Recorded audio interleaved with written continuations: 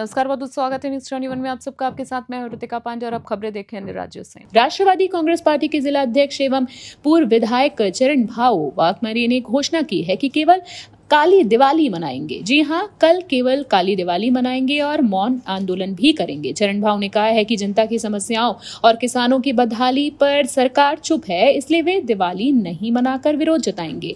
साथ ही उनका ये कदम सरकार और प्रशासन को सतर्क करने तथा आम जनता की समस्याओं पर ध्यान दिलाने के उद्देश्य से भी किया गया है। चरण भाऊ इस अनोखे विरोध ने जिले में चर्चा तेज कर दी है। भंडारा से हंसराज की रिपोर्ट। निवडणुकीच्या पूर्वी देवेंद्र फडणवीस आणि एकनाथ शिंदे अजित पवार यांच्या महायुतीने आमची सरकार आल्याबरोबर आम्ही शेतकऱ्यांची सरसकट कर्जमाफी करू अशा प्रकारची घोषणा केली होती। सरकार आल्यानंतर वर्ष लोटत आहे, पण अजूनही शेतकऱ्यांची कर्जमाफी झाली नाही। राज्यामध्ये ओला दुष्काळ आला, 68 लाख हेक्टर पिकाचं नुकसान झाला।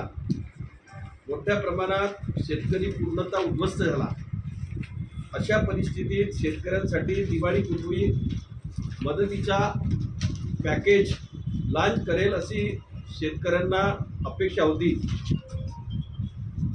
सरकारने त्या मदतीचा फुसका लवंगी फटाका फोडला आणि हेक्टरी मदत 50,000 रुपयाची जी मागणी होती त्याऐवजी हेक्टरी 8,500 NDRFच्या निकषानुसार 10,000 रुपये रब्बीसाठी असे एकूण 18,500 रुपये जाहीर केले।